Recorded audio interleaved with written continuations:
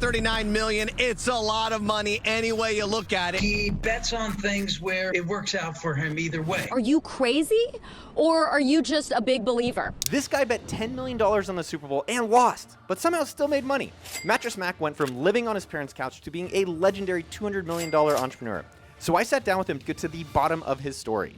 For someone who's starting in their career and they want to be wealthy, they're thinking about being successful, making $1 million, like, what would you recommend for something like that? We all get pigeonholed. I think you need to fail forward fast. Try 10 or 12 different jobs till they find one that you love, and then you'll never have to work a day in your life. So if you like what you do, it makes life worth living. That's pretty solid advice from Mack, but the real secret to his success lies in the back of his store in a private bathroom.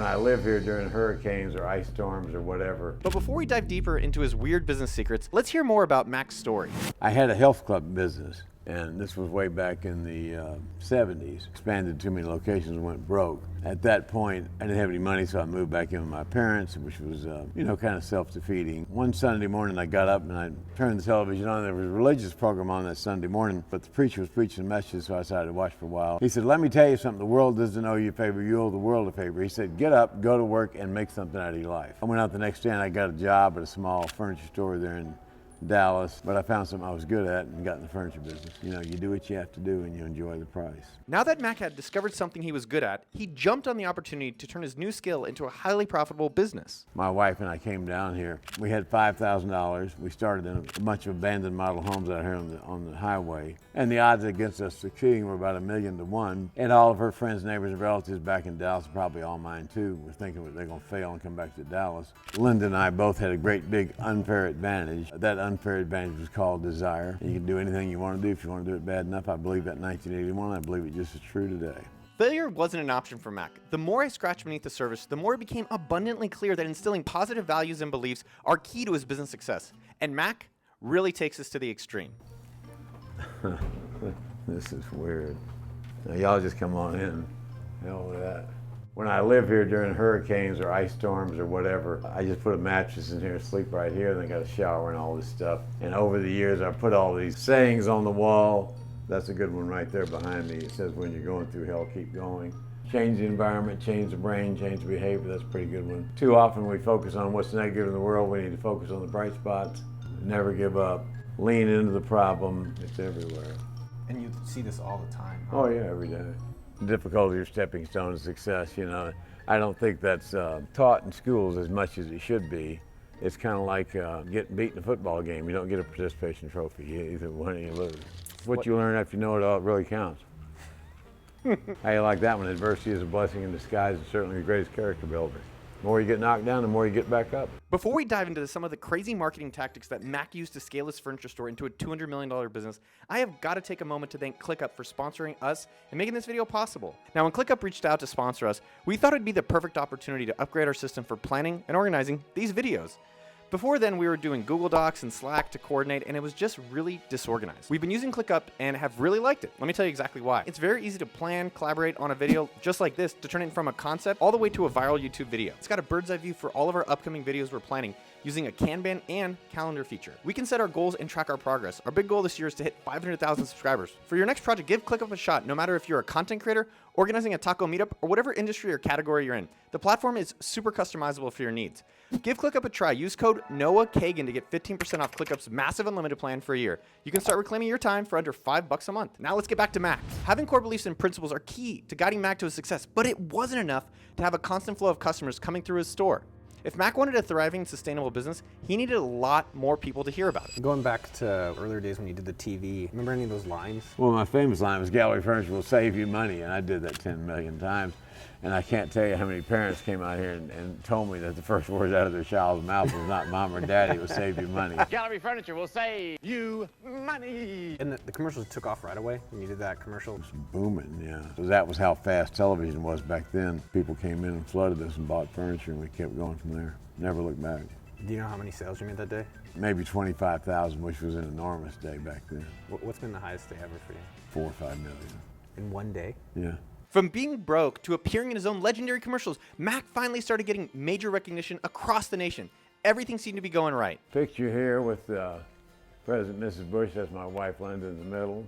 What other things did you learn from the president? Oh, just be nice to people. He treated everybody the same, whether it was a $1 million donor or the guy that was cleaning the bathroom. Such a great guy, so gracious. But this success was abruptly stopped in its tracks. The Houston Fire Department has been called out to a fire at Gallery Furniture. Hundreds of firefighters are now on the scene here at Gallery Furniture. I was at the front of the store here. It was Thursday night before Memorial Day. One of these warehouse guys called me and said, "Hey, we got a fire back here."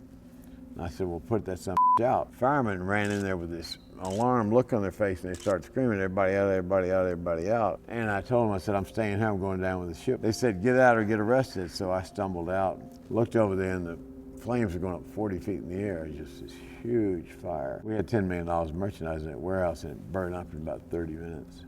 The damage done to the warehouse was irreversible, and for most people, this would be the end of the road. But Mack didn't give himself a second to dwell on his misfortune. We had opened up a little store 2 months before in Westheimer, at main shopping area of Houston. We moved into that warehouse 3 o'clock in the afternoon. Those trucks got there. We delivered $250,000 worth of furniture that next day. What does not destroy me only serves to make me stronger. Things would slowly go back to normal, but this setback didn't stop Mack from taking some of the biggest risks of his career. This is a man that we all know, Mattress Mack, and he's standing very still. Good morning, Mack. Standing very still, Mario, trying to keep this Wi-Fi connection so I can make this bet. The idea with the bets, how did that come to be? It's a promotion. I started it way back when the Texans first played the Cowboys in the first regular season NFL game between those two teams. I said if the Texans beat the Cowboys, you get your furniture for free. The Texans were ahead at halftime, they ended up losing, so that bet worked out real well. So we did if Seattle wins, you get your money back. That was $9 million of liability. So I was back there in this exercise room for 3 hours because I was too nervous to watch a football game because my liability was $9 million. So the phone rang at the end of the game. It was my wife, and I said, "Who won the game?" She said, "Seattle won, dummy. We're out $9 million. You bet $9.5 million. Mm-hmm. How was sales, roughly? Any idea? Sales were way up. That was a tremendous 2-week period. From the outside, it looks like Mack just loves to gamble, but there's an extremely clever marketing strategy behind these bets, and here's how it works. Mack places a multi-million-dollar bet on one of Houston's sports teams, and in parallel, he runs a promotion in all of his stores. Customers have 2 weeks to buy as much furniture as they want. If the local team wins, then Mack will use the earnings of the bet to reimburse every customer that purchased furniture during the promotional period, and they still get to keep the furniture. However, if the team loses, Mack still made millions of dollars worth of furniture sales, which somewhat offsets the loss of his bet. And regardless of the outcome, Mack and his business get a huge amount of free publicity from these bets. Genius, or he loves to gamble? I'll let you decide, but even then, there are lessons we can learn from the madness. Late to bed, early to rise, work like hell, and advertise. You got to promote your business. Quiet businesses don't get a lot of business. You got to get out there and you got to advertise. You got to promote, whether it's online, whether it's analog. You got to get people in the store buying things. Then you got to take care of those customers. And if you take care of them after they buy it, that is such a rare thing nowadays. You'll get tremendous loyalty.